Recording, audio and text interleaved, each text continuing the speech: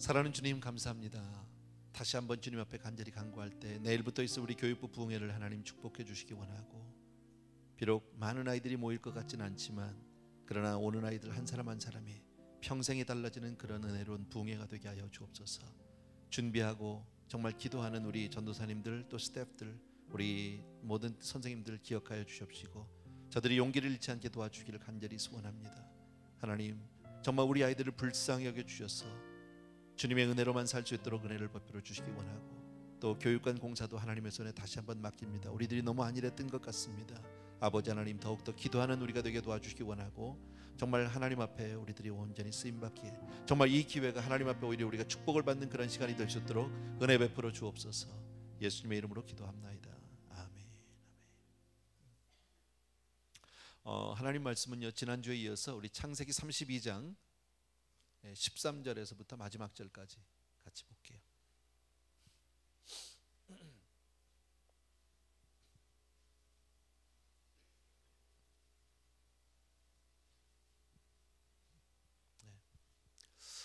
창세기 32장 13절 이하에, 거기서부터 이제 마지막 32장 끝까지인데요.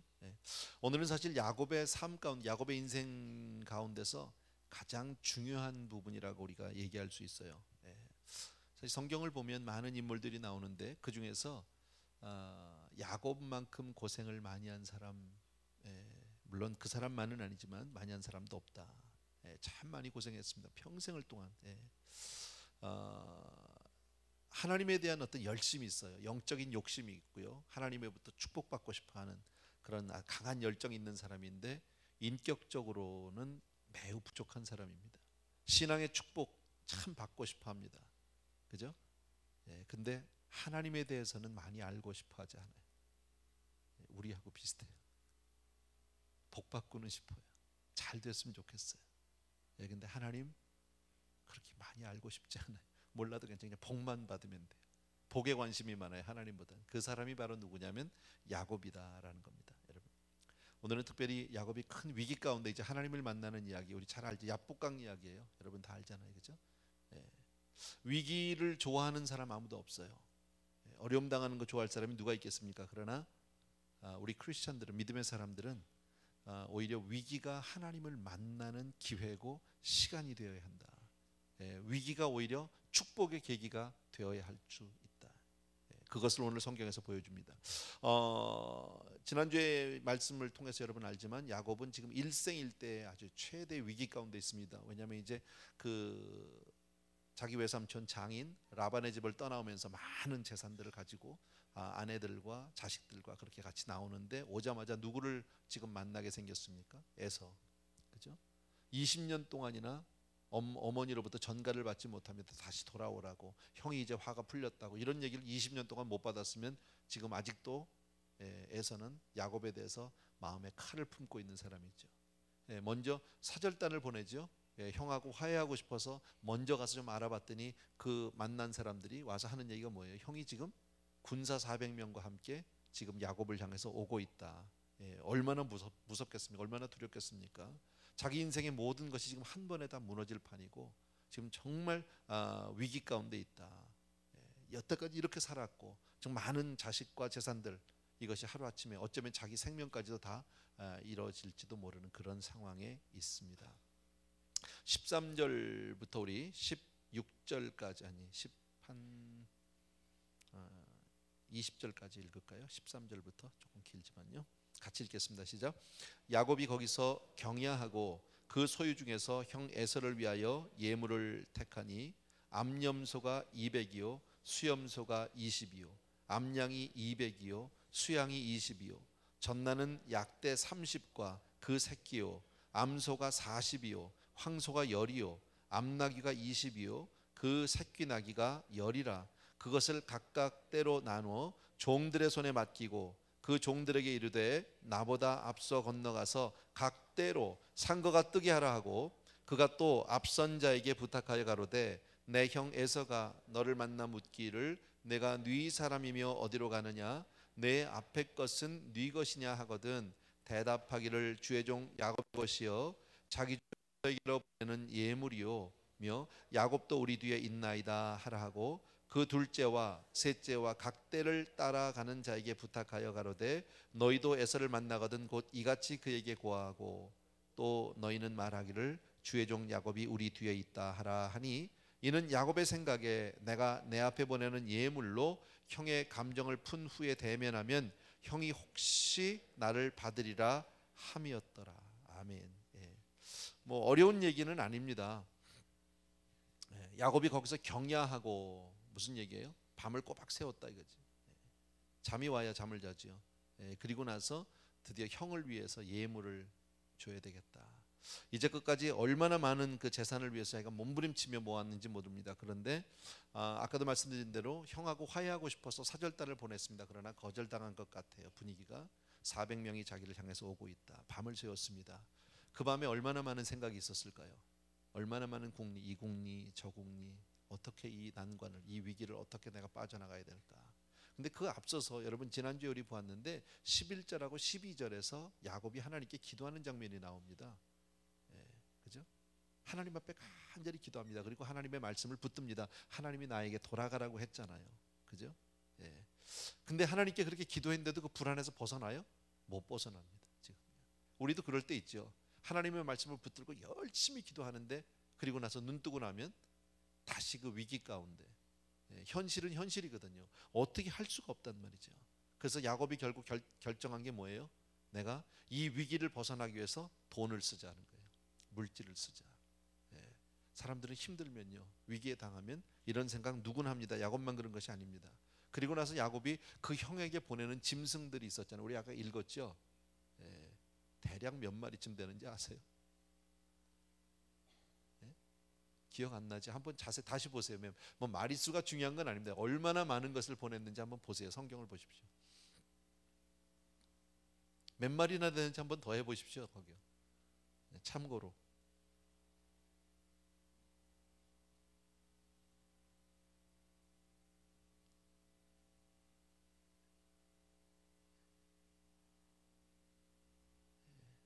열심히 계산하시는 분도 있고요. 뭐 남의 손은 쉬어서 뭐 하겠어 그러고 안 쉬는 분도 있고 보니까 그러네요.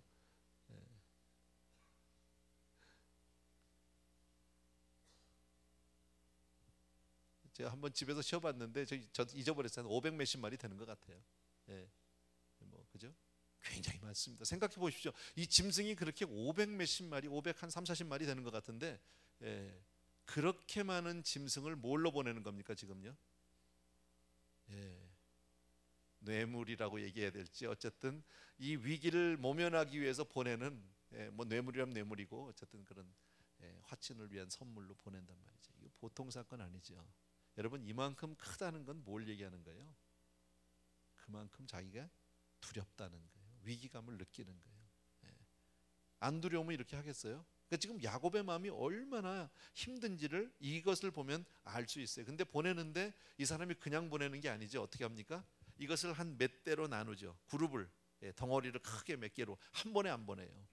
그리고 가면서 얘기를 시키는 거죠. 가다가 먼저 에서를 만나면 너희들은 도대체 누구냐? 그러면 주의 종 야곱이 소유인데 이것은 야곱의 그 주에게로 보내는 거다. 에서에게로 보내는 거다. 이렇게 높여서 얘기하라고 되어 있죠.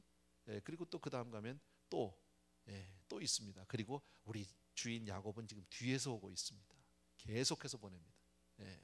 야곱이 머리가 참 좋은 사람이에요, 그죠? 위기를 뭐 이 정도 생각하면 굉장히 똑똑한 사람이죠. 그리고 만에 하나 갔는데 그냥 에서가 그걸 쳐버리면 공격을 하면 그냥 나머지라도 살려야 되니까 튀어야죠, 빨리 피해야죠. 그래서 이제 그룹을 몇 개 나눈 것 같고 또 하나는 뭡니까? 그저 조금씩 한 번에 이렇게 몇 그룹으로 나눠서 가면서 형 에서의 마음이 얼마나 지금 변하는지 얼마나 녹아지는지 아까 맨 마지막 구절에 나오죠. 형의 마음이 이렇게 좀 녹아지기를 기대하는 모습을 볼 수 있다. 형의 마음이 좀 풀리지 않을까. 그리고 종들에게 꼭 이 말을 했죠. 이것은 주의 종 야곱의 것인데 자기의 주 에서에게로 보내는 예물이면 자기는 종이라고 그러고 형은 에서라고 주라고 얘기하고 지난주에 말씀드렸지만 에서하고 야곱은 쌍둥이라니까요. 뭐 이렇게 대단히 차이 날 거 없습니다. 뭐 주종 관계로까지 얘기할 수 없는데 이렇게 어쨌든 화해의 방법은 제가 겸손이다 그랬잖아요. 그죠? 겸손하게 얘기하고 그리고 야곱이 안 오는 게 아니라 우리 뒤에 오고 계시다고 야곱은 안 오고 뭐 물건만 보내는 것 같으면 좀 기분 나쁠 수 있으니까 꼭 이런 얘기를 지금 하면서 그 눈치를 보는, 여기서 우리가 볼 수 있는 건 야곱이 얼마나 불안했는가 하는 겁니다. 얼마나 불안했는가. 여러분 혹시 우리는 이런 상황은 아니지만 혹시 그렇게 불안해 본 적이 있습니까? 살면서 위기를 당해 본 적이 있나요? 여러분은 혹시 그런 위기 가운데 어떻게 대처하셨습니까? 온전히 믿음으로만, 기도로 하나님만 붙들고 말씀만 붙들고 승리했다? 그러면 너무너무 좋은 거죠. 근데 그런 삶이 쉽지 않아요. 여러분, 누구나 사람이 이렇게 됩니다. 뭐 돈이 없으면 어쩔 수 없겠죠. 근데 돈 있는 사람은 일단 돈으로 해결하려고 합니다. 사람 쓰려고 합니다. 꼭 이런 위기가 아니더라도 예를 들어서 제가 전에 말씀드렸잖아요. 자녀를 키우다가 자녀들 어려움을 당하잖아요. 뭐 사춘기 자녀들 뭐 좀 삐뚤어 나간다든지 힘들다. 그러면 제일 먼저 나오는 게 뭔지 돈이에요. 돈으로 해결하려고 합니다. 사람 씁니다. 금방 가서 가정교사 데려오고 상담하는 사람 데려오고 돈 줘서 해결하고 이렇게 하는 게 제일 쉬운 거예요. 그게 돈 쓰는 게. 근데 그걸로 해결이 안 되죠. 이제 그러면 그때부터 막 고민하다가 결국은 하나님 앞에 이제 무릎 꿇는, 기도하는, 결국은 글로 갈 수밖에 없는 이제 그걸 볼 수 있습니다. 21절, 22절, 23절 세 절 같이 보겠습니다. 같이 봅니다. 시작. 그 예물은 그에 앞서 행하고 그는 무리 가운데서 경야하다가 밤에 일어나 두 아내와 두 여종과 11아들을 인도하여 야복 나루를 건널세 그들을 인도하여 시내를 건너며 그 소유도 건네고 그랬습니다. 자, 이렇게 보냈습니다. 다 짐승들 500마리가 넘는 그 많은 짐승들을 보내고 자기의 종들을 보냈습니다. 그런데 그날 마음이 편했다 안 편했다? 안 편해요. 마음이 안심이 안 돼요. 놓여지지가 않아요. 이거 어떻게 될지를 모르겠어요. 그래서 밤을 꼬박 새잖아요. 또 경야했다고 그랬죠. 꼬박 샜다 그 얘기죠. 잠을 못 이룹니다. 혼자만 고민이 많은 거지. 이걸 어떻게 해야 되나. 그리고 밤에 일어났어요. 자다 말고 밤엔 자야 되는 거죠. 밤에 일어나서 자기 아내들 다 깨우고 자식들 다 깨워서 이번에 자식들도 보내고 아내도 보내고 다 보내는 거예요. 그들의 소유까지 다 보내는 거예요. 그 사람이 너무 다급하면 뭐 자식이고 뭐고 없으니까 사람은 아주 그 원천적으로 사람은 다 자기밖에 없는 거예요. 보면은 뭐 내가 누구를 위해서 그런 거 없어요. 주님만 우리를 위해서요. 사람은 다 자기밖에 없어요. 저는 할 수 있는 모든 방법을 다 동원했습니다. 뭐 이 정도면 다 한 거 아니에요? 야곱이 얼마나 재산이 많았는지 모르지만 짐승 500 몇십 마리 주면 다 준 거 아니겠어요? 뭐 한 5천 마리 있었을까요? 뭐 잘 모르겠습니다. 얼마나 있는지. 근데 이거 굉장히 뭐 소 한 마리만 있어도 뭐 그런데 이게 지금 어마어마한 숫자잖아요. 그리고 자기 종들 다 보냈어요. 자기 아내도 보내고 자식도 보내고 그럼 다 보낸 거잖아요. 지금요. 아마 이게 전 재산인 것 같아요. 야곱이 뭐 양 따로 챙겨놨겠어요? 아닌 것 같아요. 다 보냈어요. 모든 방법을 다 동원했는데도 잠이 와요? 안 와요? 안 와요. 해결이 안 돼요. 그러니까 돈으로 해결할 수 있는 문제는 큰 문제가 아니야. 어떻게 보면요. 얼마나 힘들었는지. 얼마나 힘들었으면 자기 아내와 자식들도 포기했을까. 위기를 해결해 보려고 인간적으로 할 수 있는 방법을 다 동원해서 해봅니다. 다 강구해 봅니다. 그런데 불안함이 해소되지가 않아요. 내 마음에 평강이 없어요. 이런 위기를 처하지 않으면 좋겠습니다. 어쩌면 하나님이 야곱을 이런 자리까지 몰아가셨는지도 모릅니다. 결국은 여기까지. 성경을 보면 하나님이 사랑하는 사람들, 하나님이 쓰시는 사람들을 보면 하나님이 일반적으로 이런 코너로 몰아 붙이십니다. 아브라함 제일 먼저 본토 친척 아비집 다 떠나라는 거죠. 본토 친척 아비, 친척도 필요 없고 아버지도 말고 내 고향 백그라운드도 말고 다 떠나서 어디로? 내가 지시할 곳으로, 네가 알지 못하는 곳으로 그냥 가라는 거예요. 근데 누가 따라 나왔죠? 롯이 따라 나왔잖아요. 근데 롯하고도 결국 이별을 시켜요, 안 시켜요? 결국 시켜요. 애굽에 갔다 오면서 하갈이 하나 붙어서 왔어요. 그 집에 종으로요. 근데 하갈도 결국 내보내요, 안 내보내요? 내보내요. 다 내보내요. 그러다 마지막에 누구까지 내보냅니까? 자기가 100살에 낳은 아들 이삭도 보내는 거예요. 결국 누구예요? 너 혼자예요. 1대1로 만나자는 거예요. 너하고 나하고. 신앙은 바로 이런 거예요. 신앙은 여러분, 우리가 가족이 다 예수를 잘 믿어도 결국 신앙생활은 나하고 하나님하고 1대1의 문제예요. 하나님은 우리를 그렇게 개별적으로 개개인 한 사람 한 사람을 만나기를 원하시는 줄로 믿습니다. 모세도 마찬가지 아니에요? 애굽에서 왕자로 정말 그 좋은 교육을 받고 좋은 환경 가운데 얼마나 많은 사람들이 있었겠습니까? 자기 주변에. 그런데 그를 광야로 내몰았어요. 그리고 40년 동안 하나님은 한 번도 그와 상관하지 않습니다. 그러나 하나님은 항상 그 곁에 계셨죠.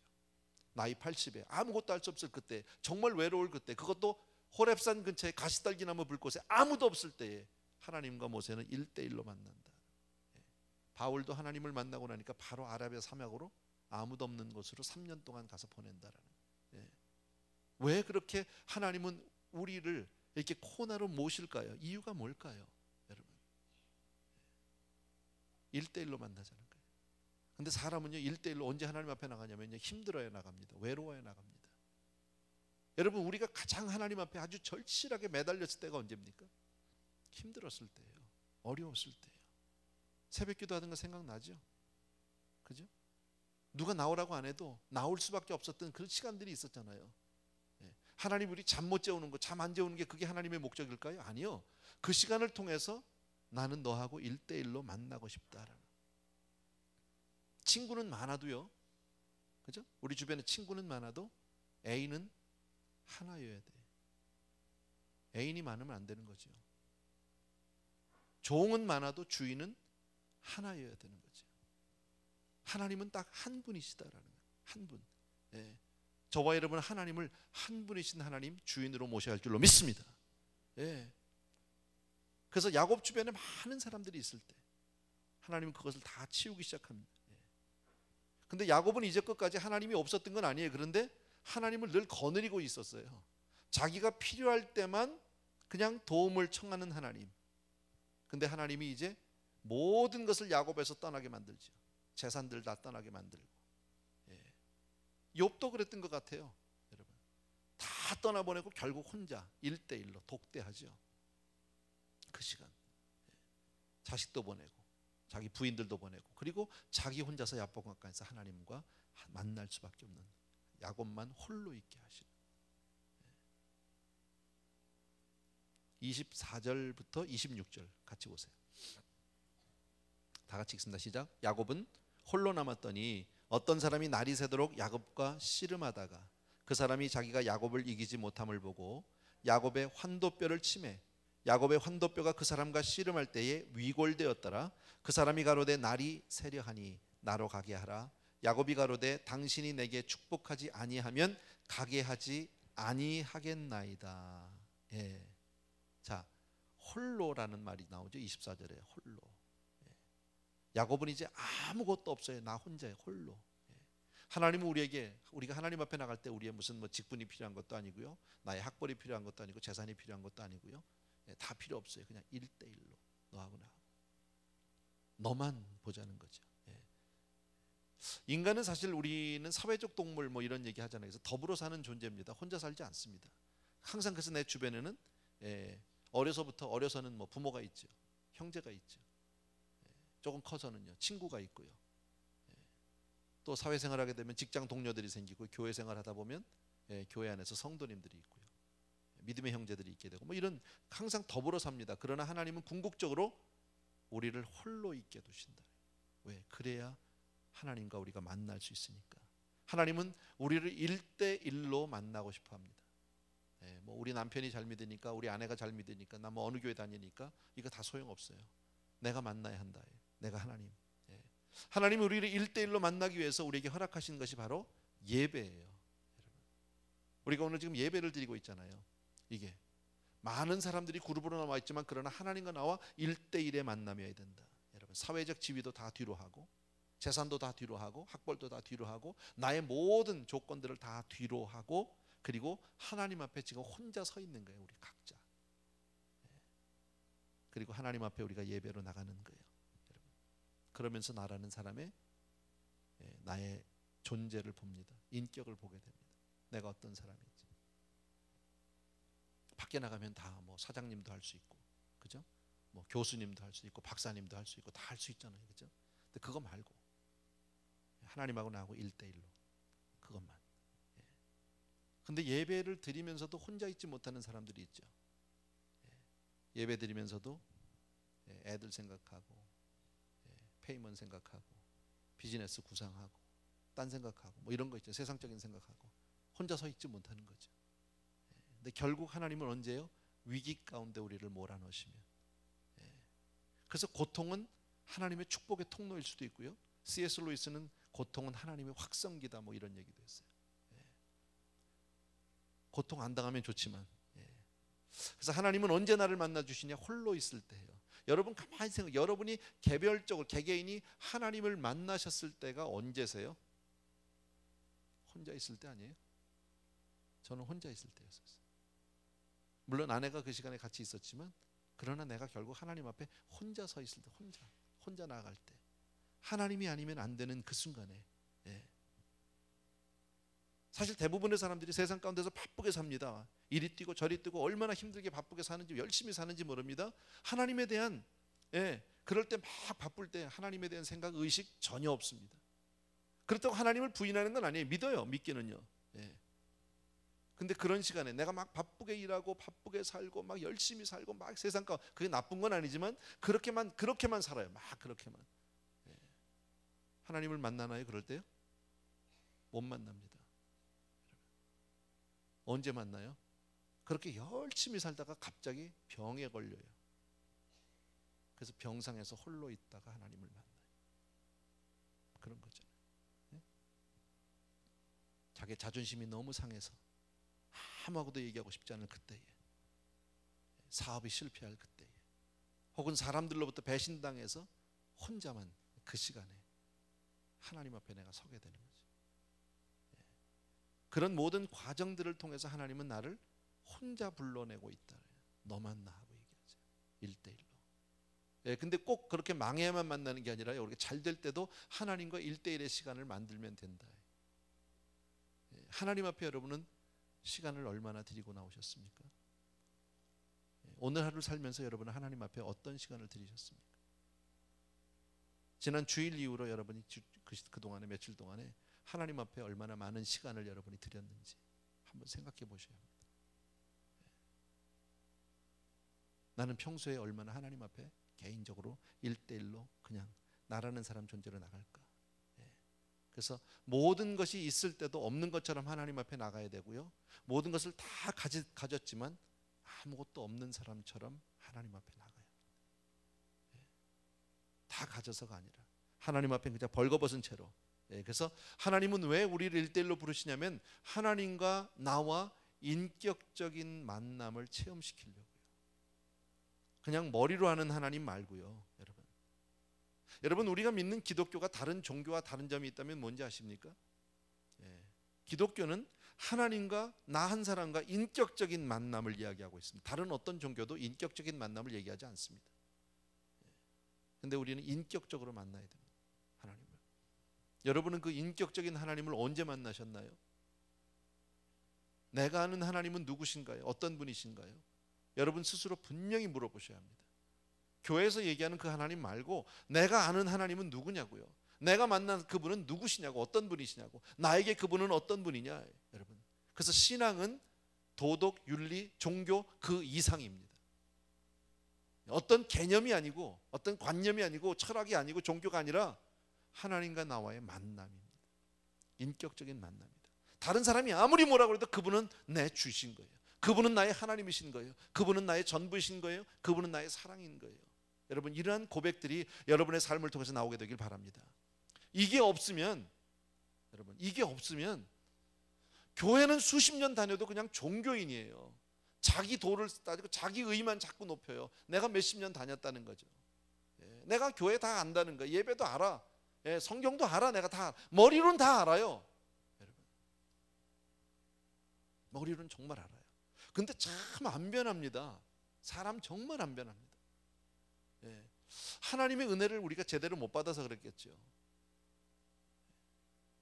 저는 가끔 그런 얘기를 듣거든요. 성도님들이 많은 게 뭐 다 성도님들이죠. 우리 교회 다 성도님들인데 봉사하면서 시험 듭니다. 봉사하면서 시험 드는데 뭐 여러 이유가 있겠지만 그 중에서 많은 경우는 뭐냐면요, 다른 성도님 때문에 시험 듭니다. 말을 안 듣는 거야. 줄 서라는데 줄 안 서고 새치기 하는 거예요. 그게 초신자 같으면 괜찮아요. 그럴 수도 있겠지. 모르니까 이제 처음 왔으니까. 근데 중직자들이 그렇게 되면 정말 시험 든다는 거죠. 예. 주차하지 말라는데 꼭 그 자리에 갖다 세웁니다. 안 치운대요. 예. 하지 말라고 여기는 주차하면 안 되는 곳입니다 라고 해서 사인을 갖다 붙였답니다. 예. 노티스를 줬대요. 아랑곳하지 않고 그 자리에 세운다는 거예요. 그래서 또 줬대요. 또 안 된대요. 그래서 나중에 직접 만나서 얘기했대요. 거기다 세우지 마시라고. 그랬더니 들은 척도 안 하고 또 세우시더래요.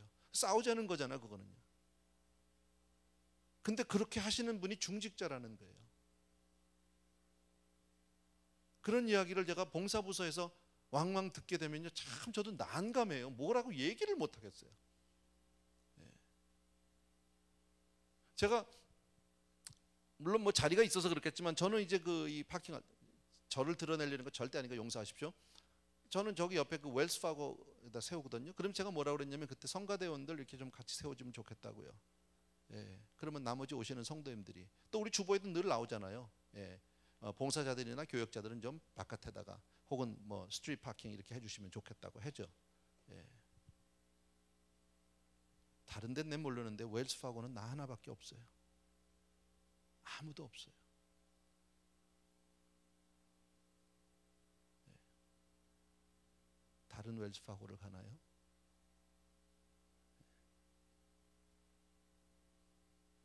그게 우리의 현실이에요. 아무리 얘기해도 소용없어요. 우리 파킹하다 보면 이렇게 들어가는 게 이렇게 방향이 있잖아. 들어가는 쪽이 있고 나오는 쪽이 있잖아요. 예. 빈자리 보고 반대로 거꾸로 돌아서 차 돌려서 세우는 분도 있어요. 난 보진 않았어. 들었어 그냥. 내가 뭐 예배 시간 나가 있으니까 밖에 있을 수가 없으니까 못 봤지만 들었어요. 예. 교회를 처음 온 사람이 그랬다면 몰라서 그랬겠거니 그럴 수 있어요. 제가 전에도 말씀드렸잖아요. 예. 차 주차시켜 놓은 차 남의 차 와서 꿍 받고 꾹 긁어서 찌그러뜨려 놓고, 예. 아직까지 내가 그렇게 했는데 잘못했습니다. 나중에 전화 주십시오. 제가 거기에 대해서 적당한 보상을 하겠습니다. 라든지 써놓은 사람 아직 없었어요. 앞으로도 쉽지 않을 것 같아요. 그냥 바친 사람만 억울할 뿐이에요. 오죽하면 교회에서, 예. 성도님들 차를 보상을 해드려야 됩니까? 이거 뭐 하는 거예요 지금요? 그게 우리라고. 예. 하나님이 사랑이시죠. 그렇게밖에 얘기할 수 없는 것 같아요. 그죠? 예. 우리 안에도 있을지 몰라요. 나 누군지는 모르지만요. 그런 분들이 우리 안에 계실지도 몰라요. 그게 뭐 하면 안 되는 거 모르나요? 그잖아요. 적어도 아까도 얘기했지만 뭐 제가 자꾸 주차부 얘기해서 미안한데, 예, 주차부에서 그렇게 얘기를 하면 주차부원들이 얘기를 하면 따라주는 게 맞는 거잖아.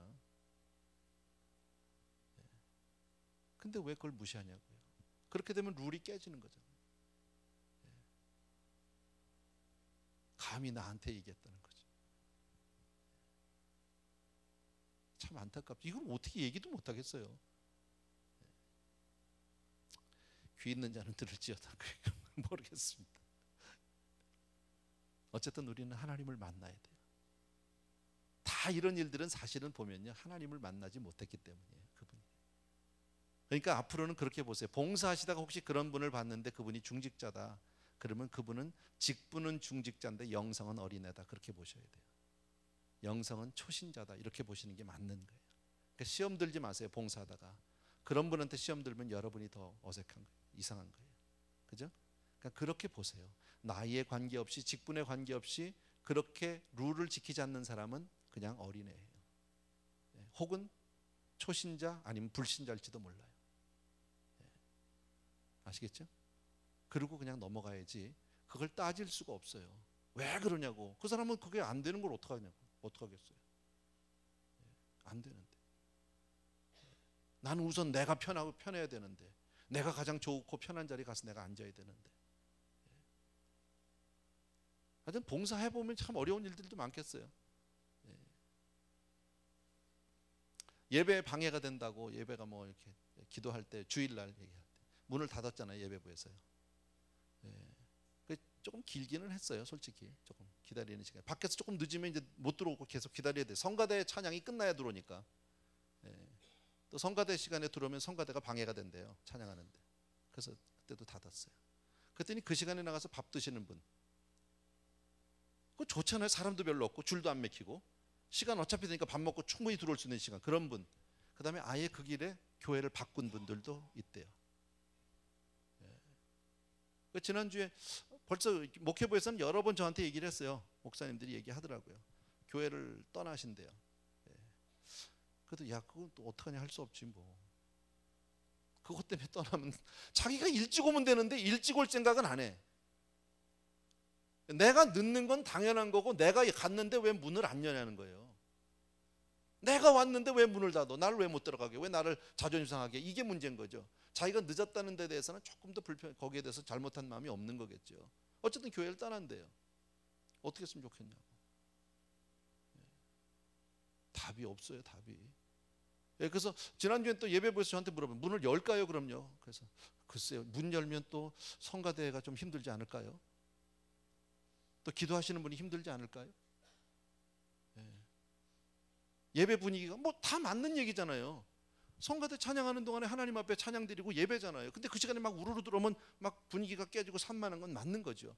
솔직히 얘기하면 우리 음악회 같은 거 늦게 들어가면 문 닫잖아요. 못 들어가잖아. 근데 거기선 시험 드는 사람 없어요.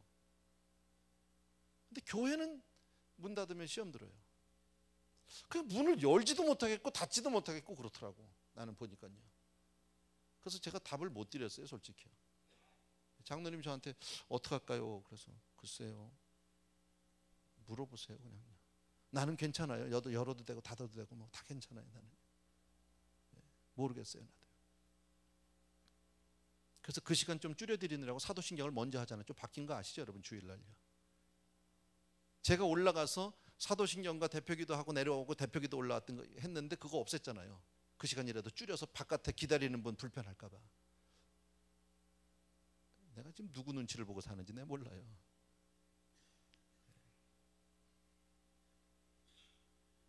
어쨌든 왜 이런 일들이 생길까? 이게 꼭 우리 교회만의 문제는 아닙니다. 모든 교회들이 다 똑같이 공통적으로 가지고 있는 문제인데 왜 이럴까? 한마디로 얘기하면 하나님을 아직 못 만나서 그래요. 하나님을 만나지 못해서. 교회만 오래 다녔어요. 그것도 참 소중한 거예요. 교회 오래 다닌 거. 하나님도 못 만났는데 교회를 그렇게 꾸준히 나온다. 이거 정말 상 줄 일이지. 고맙잖아요. 하나님을 못 만났는데 그렇게 교회를 꾸준히 나온다. 이거 보통 사건 아니죠. 정말 귀한 분들이죠. 근데 거기다가 하나님을 조금 만나기만 하면 얼마나 잘할까. 그분들이. 이게 제 기도 제목이고 우리 교회가 해야 될 일인데 어쨌든 하나님을 만나지 못했기 때문에 이런 것이다. 근데 하나님은 언제 만날 수 있느냐? 인생의 절대 고독 가운데 만나는, 외로움 가운데, 위기 가운데 만나는 거야. 나만 아무도 없을 때, 세상에 있는 모든 방법을 동원해서 다 해도 안 될 때, 이것도 안 되고 저것도 안 될 때, 그때 결국 갈 데가 어디 있습니까? 여러분, 오늘 야곱의 이야기를 가만히 보십시오. 자기가 막 하나님 앞에 기도도 하고 그러나 아직 가진 게 많아. 가진 게 많아. 아까 그랬잖아요. 지난주 11절 12절 기도했다니까. 하나님 앞에 하나님 말씀도 붙들고 막 늘어졌다니까요. 그런데 그리고 난데도 보니까 내가 가진 게 많아요. 근데 형은 막 오지, 예선은 오지. 그러니까 어떡합니까? 그때부터 자기 있는 재물 다 갖다 파는 거예요. 그냥 다 주는 거예요. 돈이 문제가 아니야 지금요. 위기를 당하면 돈은 문제가 아닌 것 같아 보니까요. 나중에 자기 마누라 새끼도 파는데 돈이 그까짓 무슨 문제가 있어요. 다 했어요. 근데도 해결이 안 돼. 내 마음의 불안함이 사라지지가 않는 걸 어떡하겠냐고요. 그리고 나니까 결국 마지막에 다 보내놓고 사실은 야복강에 다시 돌아온 거잖아요. 혼자. 자긴 같이 안 갔잖아. 그 밤에 깜깜한데 다 내보내고 자다 말고 나와서 아빠 뭐야, 그냥 나가, 가 임마, 빨리 가, 보따리 들고 보냈겠죠. 그리고 나 자긴 야복강을 못 떠나고 있는 거죠. 사람은 혼자 되면 아무것도 없이 빨가벗으면 기도해요. 그래서 감옥 가면 예수 만나는 사람이 이렇게 많은 거예요. 위기를 당하면 그런 거예요. 오늘 아까 우리가 읽었던 그 말씀 가운데 야곱이 씨름하다가 이런 말이 나오죠. 여러분, 씨름하다가. 사실 야곱의 삶은 지금까지 보면 쭉 씨름을 했는데 사람하고 씨름했어요. 야곱의 삶을 가만히 보십시오. 사람하고 씨름했어요. 자기가 태어나면서부터 형의 발꿈치를 콱 잡고 나왔어요. 형 걸고 넘어졌어요. 어쨌든 사람을 이용하고 사람을 그냥 밟고 올라서라도 나는 잘 되겠다는 게 아주 타고난 사람이죠. 그리고 형 속였죠. 아버지 속였죠. 외삼촌 속였죠. 그죠? 전부 인간관의 씨름을 했단 말이지. 그래서 지금 이만큼 내가 재산도 모으고 자식도 얻었고 부인도 얻었어. 지금 이만큼 내가 됐어. 그만큼 내 노력으로 몸부림쳐서 여기까지 온 거예요. 그런데 지금 뭡니까? 내가 그렇게 몸부림치고 내 평생에 지금 내가 있는 노력 없는 노력해서 다 온 이것이 지금 다 없어지게 생겼어. 다 망하게 생겼어. 죽게 생겼어 지금요. 여러분. 그리고 나니까 누구하고 씨름해요? 하나님하고 씨름하는 거예요. 사람은요 갈 데 없어야 하나님 앞에 와요. 그래서 목회는 없이 사는 동네가 쉬워요. 요 동네가 왜 조금 어려우냐? 조금 살만하거든요. 진짜로 그래요, 여러분. 선교사님들이 그래서 대부분 다 어렵고 힘든 동네 가는 거예요. 사실 선교는 전 세계로 가야 되잖아. 그러면 뉴욕도 가고 베벌리힐도 가야지. 교회 안 돼. 갈급하지가 않아요. 아직 가진 게 많다고요. 양도 많고 소도 많고 낙타도 많아. 아직이요. 그런 사람들 하나님 앞에 엎드리지 않아요. 씨름한다. 여러분. 오늘 성경에서 그것을 얘기한다. 몸부림치면서. 근데 드디어 야곱은 하나님과 씨름할 수밖에 없다라는 거예요. 여러분. 근데 정말 고마운 게 뭔지 아십니까? 야복강가에 있었을 때 야복강에서 야곱이 하나님을 찾았나요? 하나님이 야곱을 찾아왔나요? 하나님이 야곱을 찾아왔어. 사실 이 씨름은 하나님이 걸었어요. 야곱이 걸은 씨름이 아니에요. 하나님이 항상 우리를 먼저 찾아오세요. 그게 하나님의 은혜예요. 네. 인생이 하나님을 먼저 찾지 않아요. 몰라요. 그냥 어쩔 줄 몰라서 전전긍긍하고 답답해만 할 그때에 하나님이 나를 찾아와 주셨다. 이것이 은혜인 줄로 믿습니다. 하나님이 먼저 사랑하셨고 하나님이 먼저 택하셨고 그리고 하나님이 먼저 은혜를 주시는 줄로 믿습니다. 또 하나 우리 여기서 기억할 게 있어요. 씨름했다라는 말에서요. 정말 중요한 건 바로 뭐냐면요. 다 따라합시다. 기도는 씨름이다. 네, 기도는 씨름입니다. 기도는요 가만히 입 다물고 가만히 묵상하는 거 기도 아닙니다. 물론 묵상 기도도 기도겠지만요. 정말 절실한 기도는 점잖게 눈 감고 가만히 생각하는 거 그런 거 아니에요. 그런 거예요. 몸부림치는 거예요. 성경에 우리가 잘 알잖아요. 이건요. 야곱이요. 천사를 콱 붙들고 새벽같이 놨어요 안 놨어요? 씨름은 못 놔요. 잡으면요. 씨름 나 안 해봤지만 전에 우리 그저 문성은 목사님 아틀란타 갔지만 원래 씨름 선수예요. 강호동 씨하고 같이 했대. 학교 다닐 때. 씨름은 삿바 싸움이래. 그 삿바라는 거 이렇게 매는 거 끈 그거 잡고 그거 놓치면 지는 거예요. 씨름은 놓치면 지는 거야. 근데 야곱과 씨름했다고 그랬잖아요. 밤새도록 붙들고 늘어집니다. 아주 필사적으로 매달립니다. 하다 안 되니까 야곱이 천사가 보니까 도저히 이길 것 같지 않아서 뭐 했다고요? 환도뼈를 그냥 쳐버렸어요. 뼈가 부러졌어요. 뼈가 부러졌는데도 놨어요 안 놨어요? 안 놨어요. 여러분. 기도는 그렇게 하는 거라는 거지. 5분 하다가 가는 게 아니고 3분 하다가 가는 게 아니고 잡으면 안 놔야 되는 거다. 그렇게 얘기를 해도 안 하잖아. 왜? 아직 살만하거든요. 할 수 없어요. 그렇게 얘기도 안 하는 건 나도 방법 없잖아요. 그러나 기억은 해두세요. 나중에 힘들어지면 그때라도 잡으세요. 오늘 말씀을 기억했다가 내가 정말 위기 가운데 처하고 아무것도 없으면 그때 매달리세요. 몸부림치고 매달리세요. 좀 힘들긴 하지만요. 그래서 성경에서 이런 규절이 있는 너희가 전심으로 나를 찾고 찾으면 전심도 최선을 다하는 건데 찾고 찾으면이에요. 찾고 또 찾으면 끝까지 포기하지 않으면 나를 만나리라. 마태복음 7장 7절에서 구하라, 찾으라, 두드리라 다 같은 내용이야. 근데 왜 3번씩이나 얘기해? 그렇게 하라고요. 끝까지. 죽기 살기로 매달리라고. 혹시 우리 가운데 힘들고 어려운 일이 있습니까? 답답한 일이 있습니까? 안 되는 일이 있습니까? 꽉 맥혀가지고 답답한 일. 그러면 그렇게 하셔야 되는 거예요. 죽기 살기로 매달려야 하는 거예요. 여러분 꼭 매달리는 사람만을 위해서 제가 이거 얘기하는 거 아닙니다. 정말 이게 무슨 소리지? 넌 떠들어라. 난 안 한다. 나는 그냥 난 체질이 안 맞는다. 이런 사람이 있을지도 몰라요. 그래도 괜찮아요. 그 사람도 변할 수 있어요. 그게 나니까. 그게 내가 그랬으니까. 내가 전에 저 은혜 받기 전에요, 교회 오면 축도하기 전에 나갔던 사람이에요. 도망갔던 사람이에요. 축도 끝나면 복잡하잖아. 교회 교제 그런 거 전혀, 구역 예배 I don't care. 그런 거 하고 싶지도 않아. 그냥 교회만 가주는 것만 해도 어디야 내가. 그죠? 그런 마음을 가졌던 사람이거든요. 예, 맨날 저 뒤쪽에 하는데 구석에 앉아 있었어요. 근데 하나님을 만나면 앞에 와. 오라고 안 해도 앞에 와요. 뒤에 가서 앉아 있을 수가 없어요. 앞자리 뒷자리 다 잘 들리고 잘 보여, 상관없어. 그러나 앞에 와서 앉아야 돼. 다른 길이 없어요. 하나님을 만난 사람. 그러니까 왜 그런 말씀 많이 하잖아요, 목사님들이. 앞에 자리에 점점 가면 은혜가 식은 거라고. 여러분, 전에는 왜 앞에 앉았던 분들이 왜 뒤로 갑니까? 이유가 뭐예요? 뭐 새로 오신 사람들도 있고 뭐 이제 나는 좀 이거 말이 그런 거죠. 자기가 식은 건 뭐 얘기 안 하고. 그러면 안 돼요. 신앙은 정말 하나님 앞에 전심으로 매달려서, 그렇게 매달려서 하나님과 나와 1대1로 만나야 하는 거예요. 아멘. 27절부터 29절까지 읽습니다. 같이 읽습니다. 시작. 그 사람이 그에게 이르되 내 이름이 무엇이냐? 그가 가로되 야곱이니이다. 그 사람이 가로되 내 이름을 다시는 야곱이라 부를 것이 아니요 이스라엘이라 부를 것이니 이는 내가 하나님과 사람으로 더불어 겨루어 이기었음이니라. 야곱이 청하여 가로되 당신의 이름을 고하소서. 그 사람이 가로되 어찌 내 이름을 묻느냐 하고 거기서 야곱에게 축복한지라 그랬습니다. 예. 드디어 하나님이 말씀하십니다. 내 이름이 뭐냐? 그랬습니다. 얘 이름이 뭐냐? 야곱입니다. 예.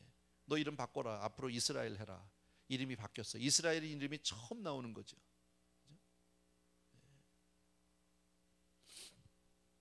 왜 이름을 바꿔주실까요? 너는 아브람이라 하지 말고 아브라함이라 하라. 사레라고 하지 말고 사라라고 해라. 너 사울 말고 바울 해라. 너 시몬 말고 베드로 해라. 왜 하나님은 이렇게 이름을 바꿔주실까요? 네? 생각해 보세요. 왜 야곱이라고 하지 말고 이스라엘이라고 얘기하느냐는 말이에요. 너 야곱 그 이름 가지고는 축복 못 받아, 그 얘기예요. 쉽게 말하면요. 너 아브라함 가지고는 축복 못 받아, 그 얘기예요. 지금 살던 것 같이 그렇게 살아가지고는 안 돼, 그 얘기예요. 이스라엘로 살아야 돼. 네가 아브라함으로 살아야 돼. 바울로 살아야 돼. 여러분, 하나님은 저와 여러분에게 새 이름을 주신 줄로 믿으셔야 합니다. 하나님의 아들이요 하나님의 딸이라고 줬단 말이지. 내 이름이 무엇이냐?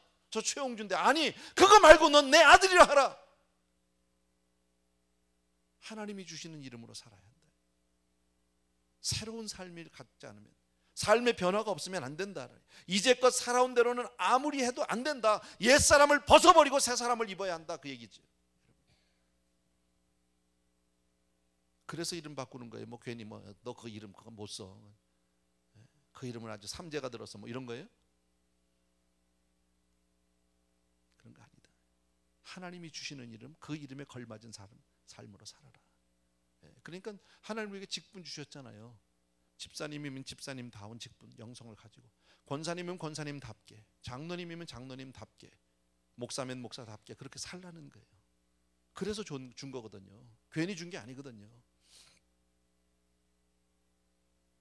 30절부터 마지막 절까지 같이 읽습니다. 같이 시작. 그러므로 야곱이 그곳 이름을 브니엘이라 하였으니 그가 이르기를 내가 하나님과 대면하여 보았으나 내 생명이 보존되었다 함이더라. 그가 브니엘을 지날 때에 해가 돋았고 그 환도뼈로 인하여 절었더라. 그 사람이 야곱의 환도뼈 큰 힘줄을 친 고로 이스라엘 사람들이 지금까지 환도뼈 큰 힘줄을 먹지 아니하더라. 하나님으로부터 축복을 받았죠. 그리고 나서 야곱이 그곳을 브니엘이라고 이름을 했습니다. 브니엘은 뭐라고요? 하나님과 대면하여 보았다. 하나님을 만났다, 그 얘기죠. 하나님을 체험했다. 거기가 브니엘이에요. 기억합시다. 우리도 각자가 하나님을 만나는 곳이 바로 브니엘입니다. 하나님이 나를 만나 주신 것, 개별적으로 정말 이 만나 주신 것. 근데 하나님을 만나고도 내가 생명이 보존되었대요. 그런데 31절에 그가 브니엘을 지날 때 뭐가 돋았어요? 해가 돋았어요. 여러분, 밤새도록 매달려서 하나님하고 씨름하고 환도뼈가 막 부러지고 막 이런 일을 했는데 끝나고 나니까 해가 돋았어요. 은혜 받으면 해가 돋는 줄로 믿습니다. 예. 다시 말씀드리면 위기를 통해서 야곱은 새롭게 태어나는 거예요. 위기를 통해서 야곱은 새로운 사람이 됐다. 그런데 그 환도뼈로 인하여 절었다. 그전에는 안 절었어요. 절었어요. 신약에 보면 그런 말 있잖아요, 여러분. 네가 범죄하고 손을 자르고 천국 가는 게 낫다는 거죠. 한쪽 눈을 뽑더라도 눈을 뽑고 천국 가는 게 낫대요. 두 손 다 가지고 눈 멀쩡하게 있고 지옥 가는 것보단 그게 낫다라는 거예요. 여러분, 저는 한이 있어도 하나님의 은혜로 살아야 될 줄로 믿습니다. 건강한 두 다리를 가지고 은혜 못 받는 것보다는요, 차라리 한쪽 다리 잃어서라도 은혜 받는 게 낫다라는 거예요. 우리가 하나님의 은혜를 받기 위해서 그 내 삶의 어떤 부분도 희생이 아까운 것이 아니다라는 거예요. 하나님의 은혜가 더 귀한 줄로 믿습니다. 어떤 희생을 치르더라도 하나님은 만나고 봐야 한다. 이것이 이 말씀이에요. 무슨 일이 있어도 하나님은 만나고 봐야 한다. 어떤 일이 있어도. 여러분, 그래서 그리스도 안에서 내가 하나님을 체험했다는 것은 어떤 감정적인 일이 아닙니다. 그냥 한순간에 어떤 무슨 뭡니까 이렇게 특별한 어떤 경험 그런 게 아닙니다. 어떤 체험 그런 것을 얘기하는 것이 아니다. 눈물 좀 흘렸다고 그 체험했다고 내가 하나님 만난 거 아니다라는 겁니다. 사람들은 그런 경우 많죠. 그냥 괜히 가슴이 뜨거워지고 회심해서 그러니까 나 하나님을 만났다고 자기 스스로 그렇게 그냥 여기고 쳐두고 그렇게 하는 경우 있는데, 근데 그렇게 말하면서도 하나님을 못 만난 사람도 많아요. 사실은요. 그때만. 진짜 하나님 만나면 어떻게 될까요? 정말 달라져요. 여러분이 왜 이렇게 안 달라지는지 아세요? 못 만나서 그래요. 진짜 하나님 만나면 달라져요. 여러분, 우리가 진짜 천국을 한번 볼 수 있다면요, 예전처럼 살 수 있을까요? 만약에 우리 눈이 열려서 영안이 열려서 영계를 한 번만 본다면 내가 지금과 같이 지금 살아오던 것 같이 살 수 있을까요? 만약에 보고도 그렇게 산다면 그 사람 미친 사람이죠. 달라져야죠. 하나님을 만났는데 어떻게 같아요?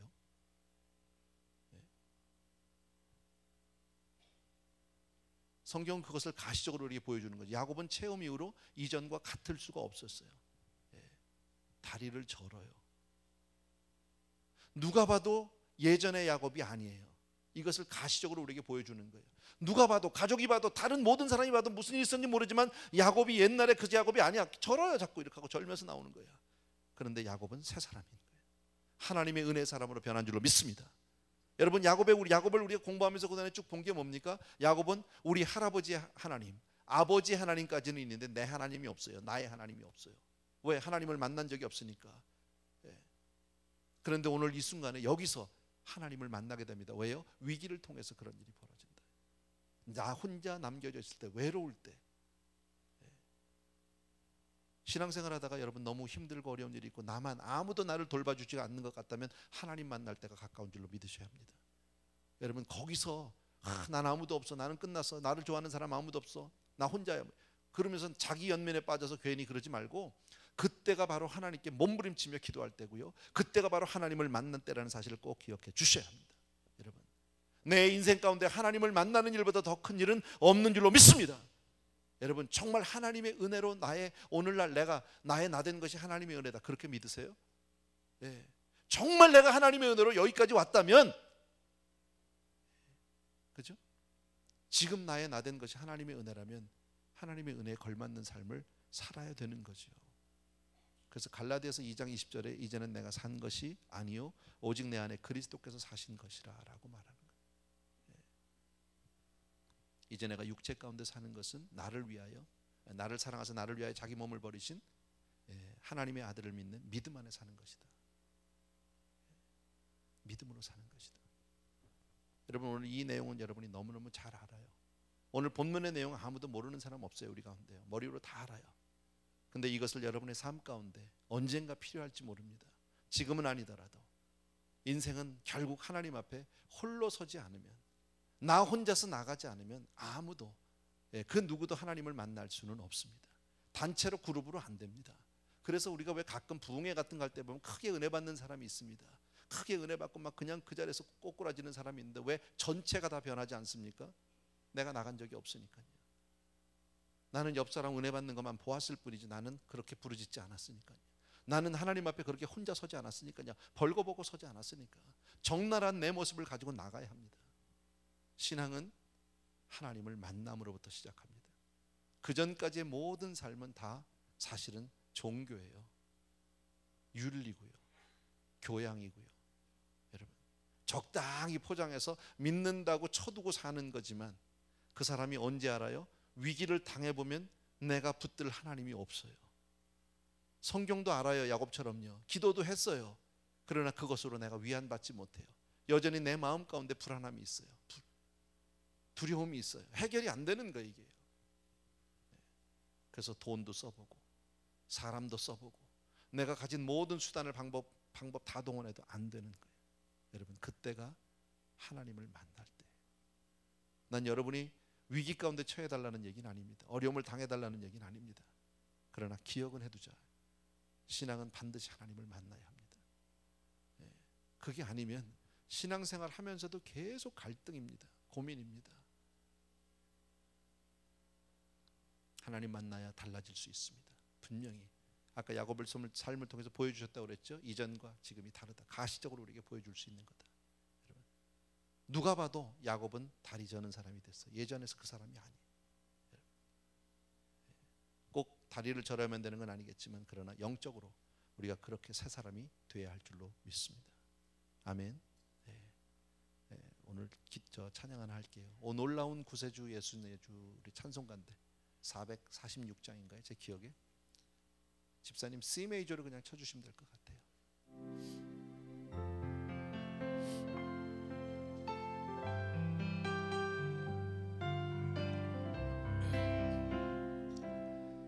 오 놀라운 구세주 예수 내 주 참 능력의 주시로다. 큰 바위 및 샘솟는 그곳으로 내 영혼을 숨기시네. 메마른 땅을 종일 걸어가도 나 피곤치 아니하며 저 위험한 곳 내가 이를 때면 큰 바위에 숨기시고 주 손으로 덮으시네. 오 놀라운 구세주 예수 내 주 내 모든 짐 벗기시네. 죄악에서 날 끌어 올리시며 또 나에게 힘주